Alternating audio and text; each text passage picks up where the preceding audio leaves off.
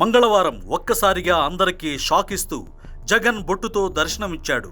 ఆ బొట్టు వెనక స్టోరీ వివరించే ముందు ఒక వీడియో చూపిస్తాను, చూడండి. 140 రోజుల తర్వాత కంపల్సరీగా తప్పకుండా మనకి ఒక క్రైస్తవుడు ముఖ్యమంత్రిగా ఉండాలి. అదే జగన్మోహన్ రెడ్డి గారు ఉండాలి నా కోరిక.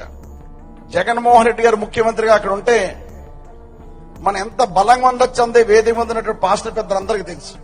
చూశారు కదూ, 2024 ఎన్నికలకు ముందు జగన్ మన క్రిస్టియన్ అంటూ, మన క్రిస్టియన్ను గెలిపించుకోవాలంటూ ఇలాగే చాలా మంది నాయకులు, కుటుంబ సభ్యులు మీటింగులు పెట్టి మరీ ఓట్లు దండుకోవడానికి ప్రయత్నించి సఫలీకృతమయ్యారు. అదేవిధంగా జగన్ 5 ఏళ్ల పాలనా కాలంలో హిందువుల మనోభావాలు దెబ్బతీస్తూ తాడేపల్లి ప్యాలెస్లో 5 కోట్ల రూపాయల ప్రభుత్వ సొమ్ముతో వెంకటేశ్వర స్వామి ఆలయ సెట్ వేయడం, నిల్చొని కొబ్బరికాయ కష్టంగా కొట్టడం, ప్రసాదమిస్తే భారతి గారు తినకుండా పక్కన తుడిచేయడం, తిరుమల కొండపై చెప్పులతో నడవడం, ముఖ్యమంత్రి హోదాలో సతీ సమేతంగా ఏనాడు దేవాలయాలకు వెళ్లకపోవడం, అనేక దేవాలయాలపై దాడులు జరుగుతున్నా వాటిని వ్యంగ్యంగా కొడాలి నాని లాంటి నేతలతో మాట్లాడించడం లాంటి సంఘటనలతో జగన్ హిందువుల ఆగ్రహానికి నోచుకున్న మాట వాస్తవం.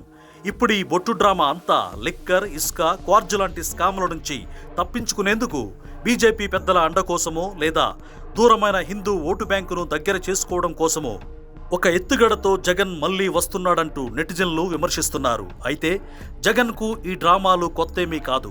2019లో తాను హిందువుగా మారిపోయానంటూ నీటిలో మునిగి తేలి స్వరూపానంద స్వామితో చెప్పించి ఓట్లు దండుకోగా గెలిచిన అనంతరం యథావిధిగానే తన సొంత మతాన్ని గౌరవించుకోవడం, హిందువుల మనోభావాలు దెబ్బతీయడం లాంటి వాస్తవాలు ప్రజలు మర్చిపోతారా ఏంటి?